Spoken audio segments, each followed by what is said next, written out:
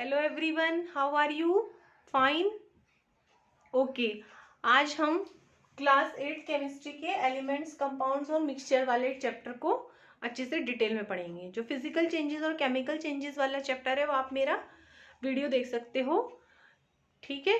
Physical और chemical changes वाला मैंने अपलोड कर दिया है, वो आप उसमें अच्छे से डिटेल में जाकर उसे रीड कर सकते हो। वैसे भी क्लास 7th में आप पढ़ चुके हो वो, ठीक है। मैं शिप्रा अग्रवाल, मेरे चैनल का नाम अमेजिंग साइंस। लाइक शेयर करना, सब्सक्राइब करना ना भूलें। अपने दोस्तों के साथ ज़्यादा से ज़्यादा शेयर करें ताकि मैं यूट्यूब पर बनी रहूं और आपके लिए नए नए वीडियो अपलोड करती रहूं, ठीक है। चलिए स्टार्ट करते हैं।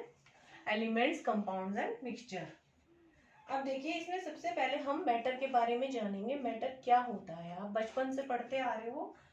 मैटर वो सब्सटेंस होता है जो आपका स्पेस घेरता है, जिसमें मास होता है और जिसको आप अपनी सेंसेस से फील कर सकते हो। इसकी डेफिनेशन क्या हो जाएगी? Matter occupies space, has mass and can be perceived by the senses. अब जो मैटर होते हैं ये आपके प्योर भी हो सकते हैं और इम्प्योर भी हो सकते हैं।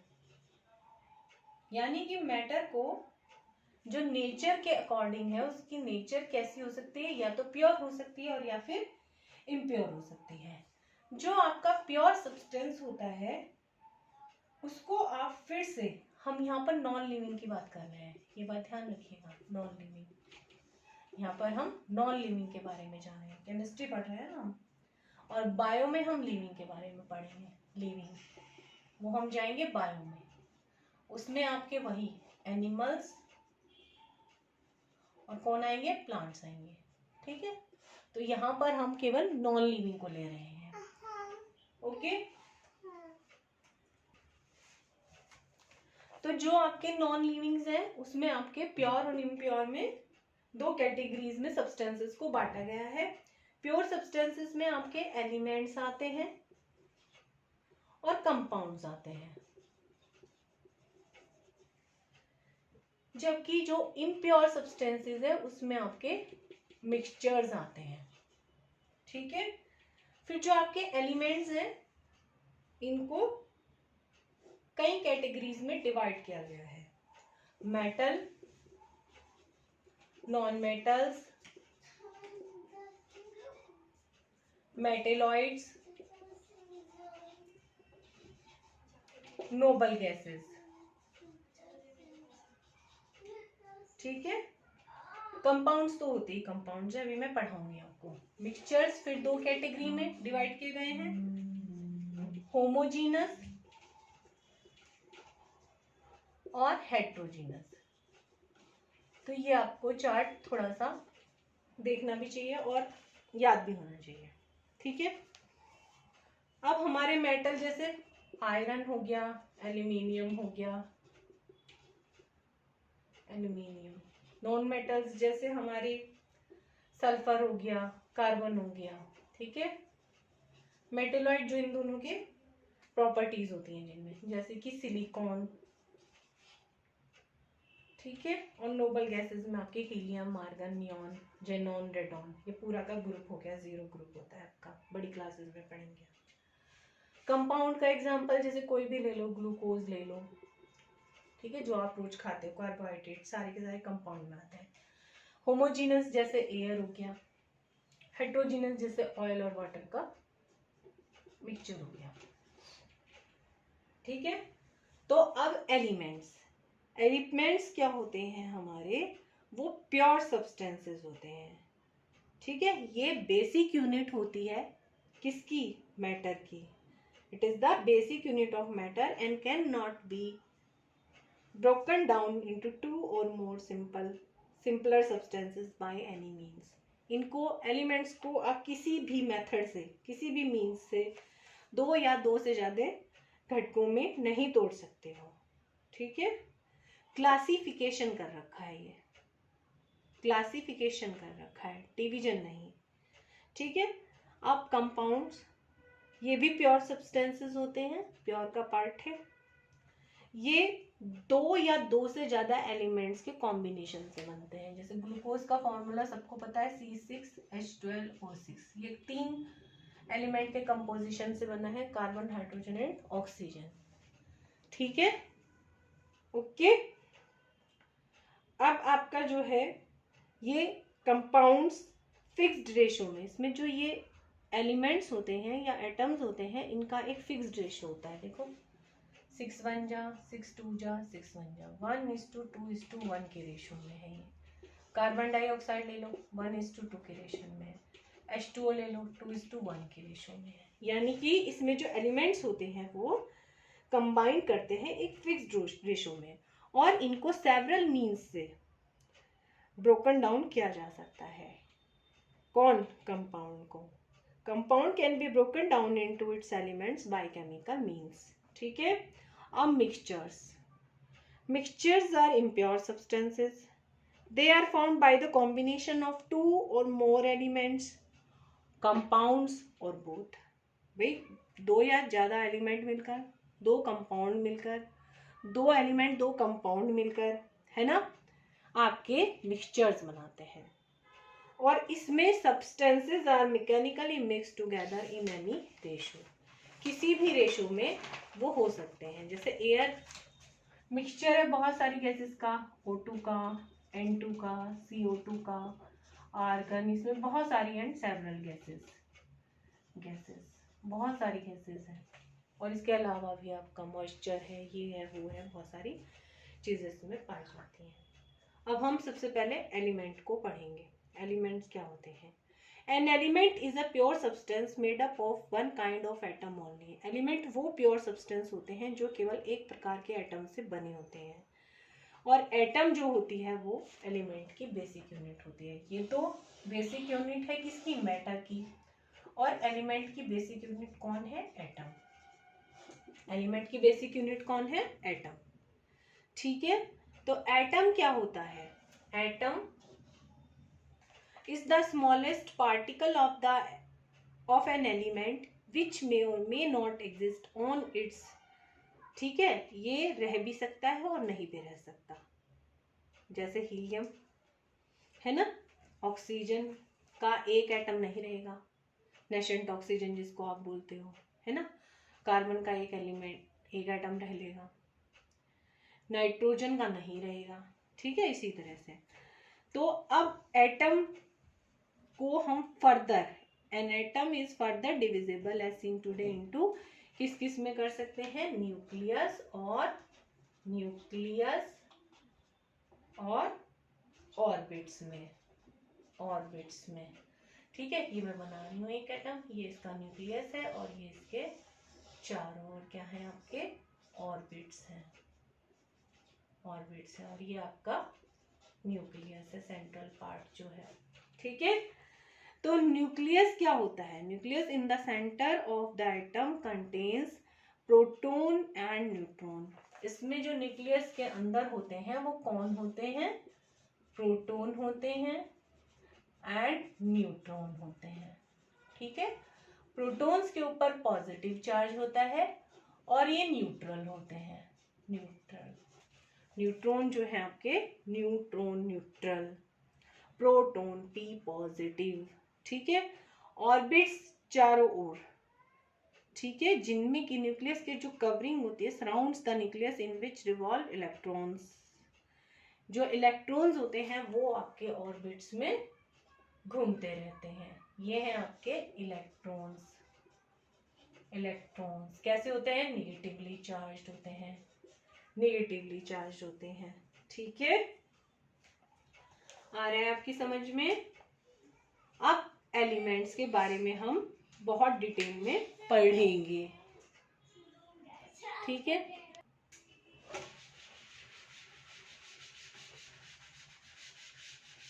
तो आपको अच्छे से समझ में आ गया? Element, atom, electron, proton, neutron, है ना। एक दो के हम डिस्कस भी करेंगे, आपकी बुक में नहीं दे रखा है लेकिन हम फिर भी डिस्कस करेंगे। बेसिक चैप्टर है हमारा, 9th में फिर बहुत डिटेल में हो जाता है। ठीक है। अब देखो ये क्या बताया मैंने आपको? न्यूक्लियस, और इसके चारों ओर क्या है? ऑर्बिट्स। न्यूक्लियस में कौन रहता है? प्रोटॉन, है ना। और कौन रहता है? न्यूट्रॉन। ऑर्बिट में कौन घूमते हैं? इलेक्ट्रॉन। और प्रोटॉन कैसे हैं, पॉजिटिवली चार्ज्ड है। इलेक्ट्रॉन कैसे हैं, निगेटिवली चार्ज्ड हैं। ये न्यूट्रल है ना। अब जैसे हम कुछ एग्जांपल लेंगे, जैसे कार्बन है हमारा, सबसे आपको जो है फैमिलियर है, ये जानते हो कार्बन के बारे में, है ना। ये इसका एटॉमिक नंबर होता है, एटॉमिक नंबर। ये आप इसका मास नंबर होता है, या एटॉमिक मास भी बोलते हैं। ये किसके बराबर होता है, प्रोटॉन्स के बराबर होता है। और किसके बराबर होता है, इलेक्ट्रॉन्स के बराबर होता है। ये फॉर्मूला ध्यान रखना है। तो इससे आप यू कैन से दैट कि जो नंबर ऑफ प्रोटॉन्स और नंबर ऑफ इलेक्ट्रॉन्स इक्वल होते हैं, तो जो हमारा एटम है वो कैसा होता है, न्यूट्रल होता है। इस पे कोई चार्ज होता ही नहीं है, नो चार्ज, है ना, नो चार्ज। ठीक है। मास नंबर जो होता है ये आपका न्यूट्रॉन प्लस प्रोटॉन होता है। इसे ए से डिनोट करते हैं, इसे जेड से डिनोट करते हैं, इसको पी से स्मॉल पी, स्मॉल ई, स्मॉल एम। ठीक है। तो ये थोड़ा सा बेसिक था, शायद आप में से कुछ लोग जानते भी हों, ठीक है, लेकिन फिर भी मुझे बताना था तो मैंने बता दिया। तो यानी कि कार्बन के अंदर 6 प्रोटॉन होंगे, 6 इलेक्ट्रॉन होंगे, तो मास नंबर 12 है। न्यूट्रॉन निकाल लोगे आप, एन क्या हो जाएगा, ए माइनस ई या पी, है ना। तो 12 माइनस 6 यानी कि 6 इसके अंदर न्यूट्रॉन होंगे। थोड़ा सा बेसिक कॉन्सेप्ट था जो मुझे आपको बताना था, मैंने आपको बता दिया। ठीक है। तो आप अपने आप टेबल दे रखी है एक बुक में, पीरियोडिक टेबल बोलते हैं उसको, उसमें बहुत सारे एलिमेंट्स जो आपके सिलेबस में हैं वो दे रखे हैं। इस तरह से इस फॉर्मूले पर आप उनको डिफाइन कर सकते हो अपने आप। ठीक है। अब हम एलिमेंट्स पर आ जाते हैं। जो एलिमेंट्स हैं हमारे, एलिमेंट्स, ठीक है, जिनके बारे में हमें इस चैप्टर में डिटेल में पढ़ना है। अभी मैंने बताया था ये 4 कैटेगरीज में बटा होता है आपका, है ना, बताया था ना आपको कि मेटल, नॉन मेटल, मेटेलॉइड और नोबल गैसेस, है ना, अभी बताया था पीछे। तो अब देखो मेटेलिक और नॉन मेटेलिक की बात करेंगे पहले हम। मेटेलिक जो एलिमेंट्स होते हैं उसमें क्या होता है, लस्टर, चमक होती है, इनमें नहीं होती है। ठीक है। कुछ इनके एक्सेप्शंस भी हैं, ठीक है, जिनमें चमक होती भी है। नॉन मेटल्स में ये मैलिएबल होते हैं, मैलिएबल यानी कि वायर्स बनाए जा सकते हैं। ये नॉन मैलिएबल होते हैं, इनको can not be beaten into sheets. ठीक है, आ रहा है आपको समझ में, इसका कोई एक्सेप्शन नहीं है। डक्टाइल होते हैं, डक्टाइल, सॉरी ये मैलिएबल का तो शीट है ना, शीट, और ये आपका वायर है। डक्टाइल नेचर जो होती है वो वायर होती है, ये वायर में आप इनको कन्वर्ट कर सकते हो। ठीक है। इसमें जो ये मैलिएबल वाला शीट वाला है ना, इसमें कोई एक्सेप्शन नहीं है। फिर जो आपके ये नॉन डक्टाइल होते हैं, कैसे होते हैं, नॉन मेटल्स नॉन डक्टाइल होते हैं। उसके बाद ये गुड कंडक्टर है, हीट और इलेक्ट्रिसिटी के आपके गुड कंडक्टर, ये बैड कंडक्टर्स हैं। ठीक है। इसके एक्सेप्शंस हैंगे, धीरे धीरे मैं बताती रहूंगी आपको। इनके हाई मेल्टिंग और बॉइलिंग पॉइंट होते हैं, एमपी एंड बीपी, इनके लो होते हैं, इसमें भी एक्सेप्शंस है। ठीक है। ओके। जैसे ग्रेफाइड है, अच्छा बेस्ट कंडक्टर है वो यहाँ पर। फिर डेंसिटी, हाई डेंसिटी है इनकी, इनकी लो डेंसिटी है ना, आ रहा है आपको समझ में। ये मोनो एटॉमिक होते हैं, यानी कि इसमें एक ही टाइप का एटम पाया जाता है, मोनो एटॉमिक होते हैं ये मोनो भी हो सकते हैं, डाई भी हो सकते हैं, है ना। जैसे ऑक्सीजन, कार्बन मोनो एटॉमिक है जबकि है नॉन मेटल। ये सारे के सारे मोनो एटॉमिक होते हैं आपके। ये जनरली सॉलिड्स होते हैं, ये जनरली आपके रूम टेम्परेचर पर, केवल एक मरकरी है जो Hg है आपका, मरकरी पारा, वो एक्सेप्शन है, वो रूम टेम्परेचर पर आपके लिक्विड होता है। ठीक है। इसमें जो है आपके ये, इसके भी बहुत सारे एक्सेप्शंस हैं, मेल्टिंग बॉइलिंग पॉइंट वगैरह के भी अभी मैं बताऊंगी आपको। ठीक है। तो और इसमें जो है जनरली सारे के सारे गैस हैं, कुछ सॉलिड भी हैं और कुछ लिक्विड भी हैं। जैसे ब्रोमीन लिक्विड है, कार्बन आपका सॉलिड है, और गैसेस तो बहुत सारे हैं इसमें, सारी नोबल गैसेज हैं इसके अंदर। ठीक है, आ रहा है आपको अच्छे से समझ में। अब देखो हम एक्सेप्शंस लेते हैं मेटल और नॉन मेटल के। जो मरकरी है हमारा, मरकरी है ना, कुछ लोग मर्क्यूरी भी बोलते हैं, ऐसे Hg इसका सिंबल होता है। ये आपकी रूम टेम्परेचर पर एक ऐसी मेटल है जो लिक्विड है। थर्मामीटर में आप देख सकते हो आराम से। फिर जिंक आपका एक ऐसा नॉन मेटल है जो नॉन मैलिएबल है, नॉन डक्टाइल है। ठीक है, कुछ टेम्परेचर पर ही। अब आयोडीन है आपका, आयोडीन आई से डिनोट करते हो, नॉन मेटल है लेकिन लस्ट्रस है। इसके अलावा ग्रेफाइट मैंने आपको बताया लस्ट्रस है, गुड कंडक्टर ऑफ इलेक्ट्रिसिटी है, जबकि ये एक नॉन मेटल है। तो बहुत सारे हैं आपके। ठीक है, जबकि जैसे सोडियम है आपका, इसके melting point boiling point high होते हैं, लेकिन सोडियम में आपका मेटल है, उसके बाद भी उसका लो मेल्टिंग पॉइंट है। पोटेशियम का है, Hg का है, बॉइलिंग पॉइंट लो है ना।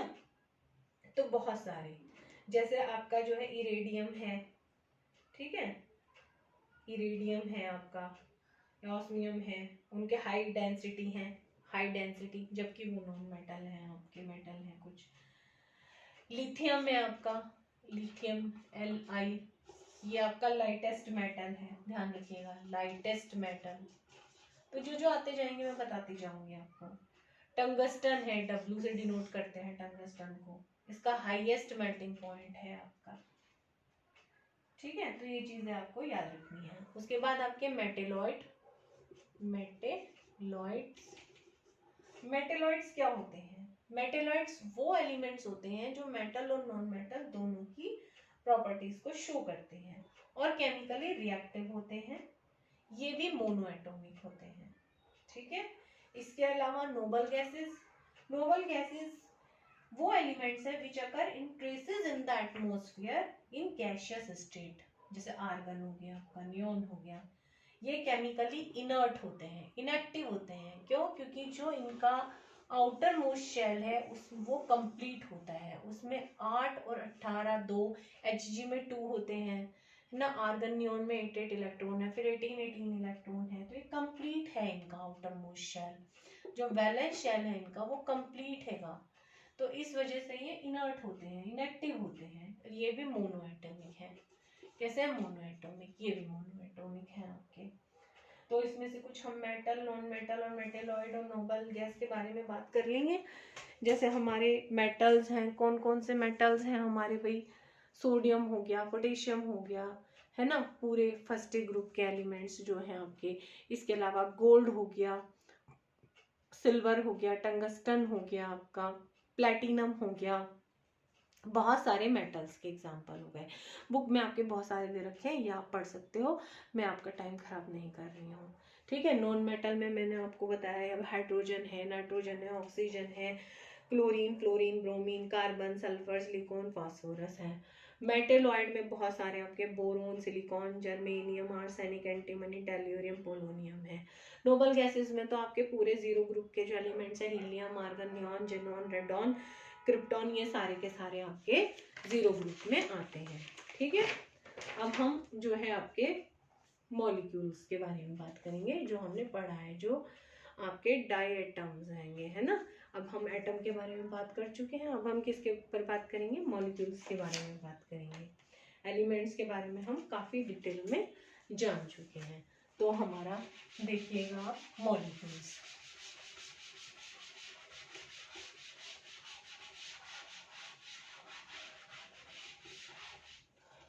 अगर आपको वीडियो पसंद आ रहा है तो प्लीज़ शेयर कर दें और लाइक करना ना भूलें। ठीक है, तो ज़रूर शेयर और लाइक करते रहें बीच बीच में, और सब्सक्राइब करने के लिए अपने नए नए दोस्त जो जुड़ रहे हैं उनको सब्सक्राइब करने के लिए बोलेंगे। भाई चैनल देखते हो मैम का तो प्लीज़ सब्सक्राइब भी करो मॉलिक्यूल्स। ठीक है, तो मॉलिक्यूल क्या होता है हमारा? एटम जो सेम एलिमेंट्स या डिफरेंट एलिमेंट्स होते हैं वो कंबाइन होकर क्या बनाते हैं? मॉलिक्यूल। यानी कि एटम से ही कौन बनते हैं, मॉलिक्यूल्स बनते हैं। ठीक है, ये स्मॉलेस्ट पार्टिकल है ऑफ अ सब्सटेंस, कौन, एटम, जो इंडिपेंडेंट नहीं रह सकता है। ठीक है, जो इंडिपेंडेंट नहीं रह सकता है, smallest particle of the substance which can normally exist, जो आपका नहीं रह सकता है एटम। लेकिन अगर ये एटम मॉलिक्यूल में कन्वर्ट हो गया, आपका इसने कंबाइन होकर मॉलिक्यूल का रूप ले लिया है, तो ये आपका नॉर्मली एग्जिस्ट करता है इंडिपेंडेंटली, और इसमें वही फिजिकल और केमिकल प्रॉपर्टीज होते हैं जो सब्सटेंस के होते हैं। ठीक है, ये डिपेंड नहीं करता कि इसमें क्या क्या एटम है, उनसे इसका कुछ लेना देना नहीं होता है। अगर खाली एक ही एटम के बने हुए हैं, मैं आपको थोड़ा डिटेल में समझाऊंगी। ये जैसे आपने यहाँ पर ऑक्सीजन का एक मॉलिक्यूल ले लिया, ये एक मॉलिक्यूल है, इसका एटम क्या है, O है ना, ये इंडिपेंडेंटली नहीं रह सकता, एग्जिट नहीं करता। ठीक है, कुछ करते हैं जैसे नोबल गैसेस, अभी बता चुकी हूँ मैं आपको, जो इंडिपेंडेंटली पाए जाते हैं एटम की फॉर्म। लेकिन कुछ एटम्स ऐसे हैं जो इंडिपेंडेंटली एग्जिट नहीं करते हैं, जैसे क्लोरीन है आपका, ब्रोमीन है ना, आयोडीन है, इस ग्रुप के सारे मेंबर्स हैं, है ना।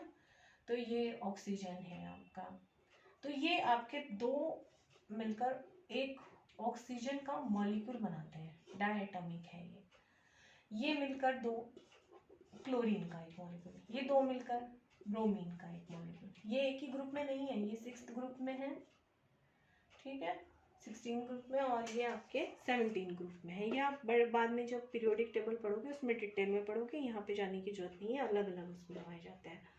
ठीक है, तो अब इसके अंदर जो ऑक्सीजन का मॉलिक्यूल हो गया, इसके अंदर सारी प्रॉपर्टीज किसकी होंगी, ऑक्सीजन एटम की, इसके अंदर इसकी। लेकिन अगर हम कार्बन और ऑक्सीजन के कॉम्बिनेशन से जो CO2 कार्बन डाइऑक्साइड का मॉलिक्यूल बनता है उसकी बात करते हैं, तो अभी मैंने बताया ना कि सब्सटेंस की, तो कार्बन डाइऑक्साइड एक अलग सब्सटेंस हो गया, इसमें ना कार्बन की प्रॉपर्टीज है ना ऑक्सीजन की प्रॉपर्टीज है, इसकी अपनी ही प्रॉपर्टीज है, इसकी अपनी ही प्रॉपर्टीज है ना।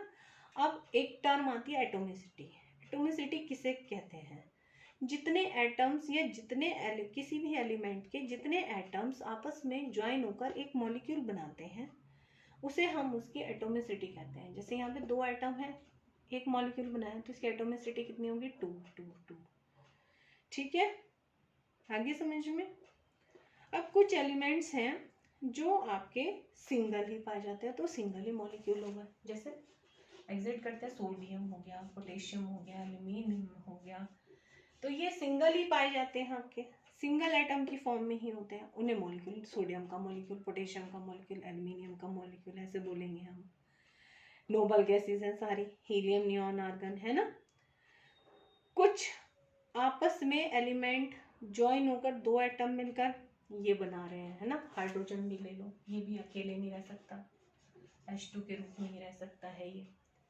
इसके अलावा ऑक्सीजन के अगर आप 3 एटम्स लेते हो तो ये ओजोन का एक मॉलिक्यूल बनाता है, O3, ओजोन, है ना, ट्राइएटॉमिक हो गया, इसकी एटोमिसिटी 3 हो गई। फास्फोरस का ले लो, 4 फास्फोरस मिलकर P4 बनाते हैं, 6 सल्फर मिलकर S6 बनाते हैं, तो ये सल्फर का मॉलिक्यूल है, फास्फोरस का मॉलिक्यूल है आपका। आ रहा है आपको समझ में अच्छे से, ठीक है। तो इसकी एटोमिसिटी 4 हो गई, इसकी एटोमिसिटी 6 हो गई। यहाँ पर आयोडीन, ये ब्रोमीन की एटोमिसिटी 2 हो गई आपकी, तो ये आपको इनकी 1 हो गई, 1 है ना। अब आपको ये अच्छे से समझ में आ गया होगा। ड्रॉ भी करके देख लेते हैं भाई, ये एक हो गया, ये एक हो गया, O है ना, 3 ले लो, ओजोन का बन जाएगा आपको, O ओजोन का बन गया आपका एक। अब atoms of different elements forming a molecule, अभी बताया मैंने CO2। जब बहुत दो या दो से ज़्यादा आपके जो हैं एटम्स डिफरेंट काइंड्स के आपस में मिलते हैं, केमिकली कंबाइंड होते हैं, तो वो कंपाउंड का एक मॉलिक्यूल बनाते हैं। जैसे CO2 हो गया, दो H के मिले, एक O का मिला, H2O बन गया, है ना। तो ये एक H2O का मॉलिक्यूल हो गया, कंपाउंड हो गई, आपके वाटर का मॉलिक्यूल हो गया। तो कंपाउंड क्या हो गया, अब हम इस पे आते हैं, अब हम कंपाउंड्स पे आते हैं।